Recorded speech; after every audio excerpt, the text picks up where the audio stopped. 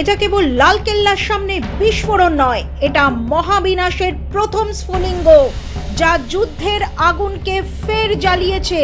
এর ফলে ইসলামাবাদ থেকে শুরু করে রাওয়ালপিন্ডি পর্যন্ত হাই অ্যালার্ট জারি হয়েছে। তারা জানে এই বিস্ফোরণ ভারতকে সেই সুযোগটা দিয়েছে যার জন্য সে ধৈর্য ধরে অপেক্ষা করছিল। প্রশ্ন উঠছে, এটা কি অপারেশন সিঁদুর 2 ঘটাবে? আর সবচেয়ে বড় প্রশ্ন, যদি এবার সত্যিই যুদ্ধ ছড়ায়, তাহলে কি পাকিস্তান নামটা যুগে যুগে পৃথিবীর মানচিত্র থেকে মুছে যাবে? কেন এমনটা বলছি, আসুন বিশ্লেষণ করা যাক। গত 5 মাসে ভারত শান্তিরই প্রস্তুতি নেয়নি, বরং যুদ্ধের প্রস্তুতিও নিয়েছে। এমন এক নির্বিচ্ছিন্ন যুদ্ধ মহড়া চলছে যে বিশ্বের মহাশক্তিধর দেশগুলিও স্তম্ভিত হয়ে গেছে। 2025-এর এই নতুন ভারত এখন আর শুধু প্রতিক্রিয়া দেওয়ায় বিশ্বাস করে না, এটা নিজের শর্তে খেলা শুরু ও শেষ করার ক্ষমতা রাখে। ভারতের যুদ্ধ প্রস্তুতির কারণে চীন ও পাকিস্তানের এয়ার ডিফেন্স সিস্টেম, 60 কিলোমিটার দীর্ঘ রেল নেটওয়ার্ক এখন ভারতের চলন্ত ক্ষেপণাস্ত্র ঘাঁটিতে পরিণত হয়েছে বলে জানা যাচ্ছে। অপারেশন সিঁদুরের ভয়ে পাকিস্তানের মনোভাব কেন নরম হয়ে আসছে তা বুঝতে আপনাকে কোনো গোপন রিপোর্ট পড়তে হবে না, শুধু গত 6 মাসের টাইম লাইনে একবার চোখ বুলিয়ে নিলেই হবে। 10ই মে যুদ্ধবিরতি ঘোষণার পর ভারতীয় সেনারা ব্যারাকে ফিরে যায়নি, তারা থামেনি, থিতু হয়নি, বরং আরও সক্রিয় হয়েছে। গত 6 মাসের হিসেব নিকেশ সত্যিই চমকে দেওয়ার মতো।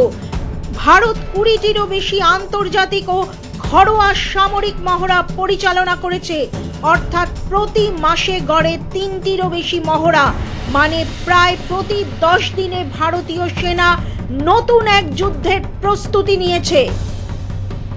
সংঘর্ষ বিরতির ঠিক 15 দিন পর 26শে মে ভারতীয় বায়ুসেনার গরুড় কমান্ডো এবং মার্কিন স্পেশাল ফোর্স চণ্ডীগড়ে টাইগার ক্ল মহড়া শুরু করে।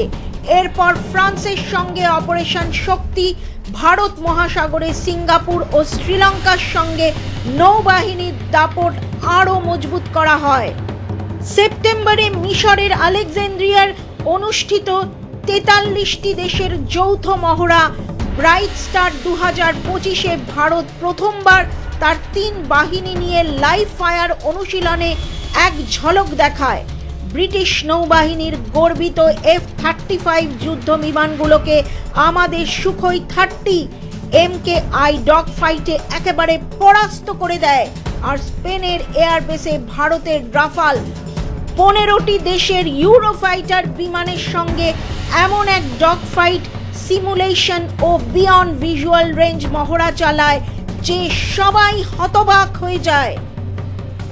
সবকিছু শুধুই শান্তির জন্য হচ্ছে না, এটা সেই বিধ্বংসী ঝড়ের আগে হওয়া প্রস্তুতি যাকে অপারেশন সিঁদুর 2 বলা হচ্ছে।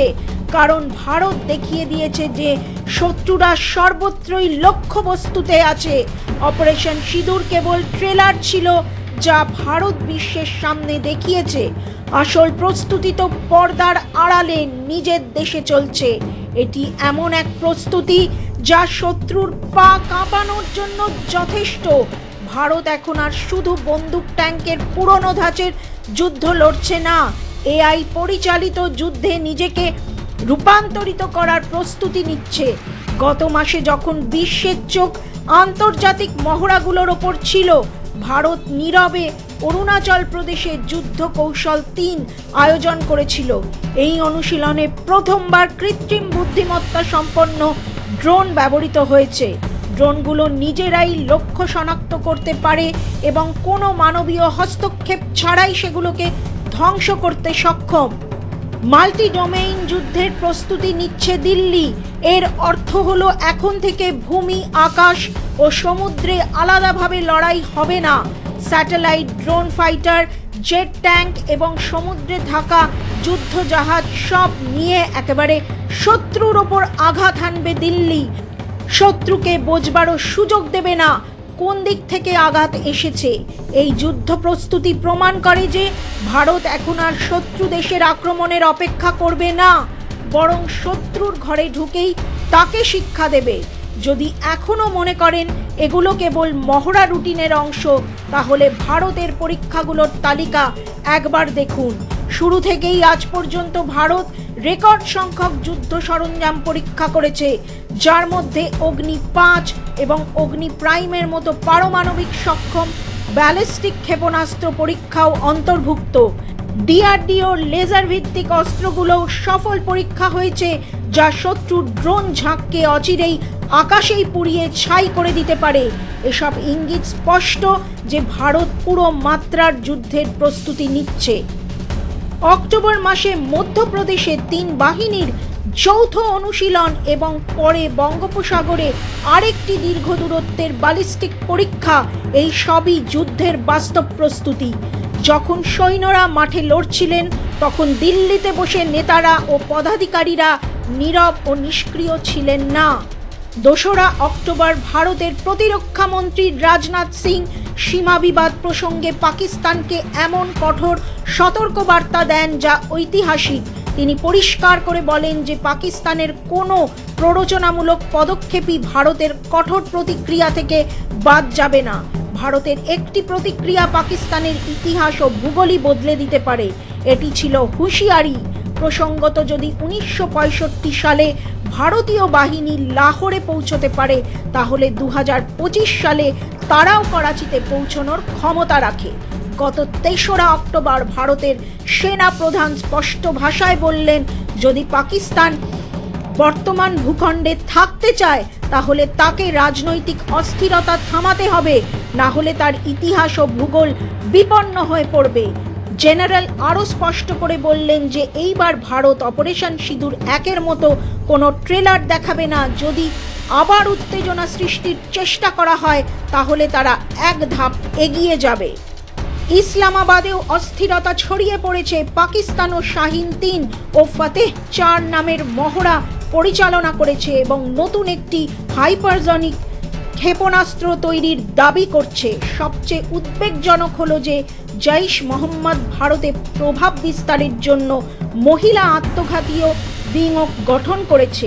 প্রশ্ন একটাই, এইসব কি চূড়ান্ত সংকেত, যার পরে পাকিস্তানের অস্তিত্ব বিশ্ব মানচিত্রে শুধুই ইতিহাস হয়ে যাবে?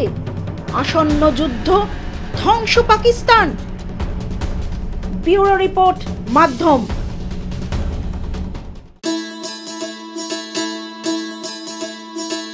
गरीबी मिटेगी, समृद्धि बढ़ेगी।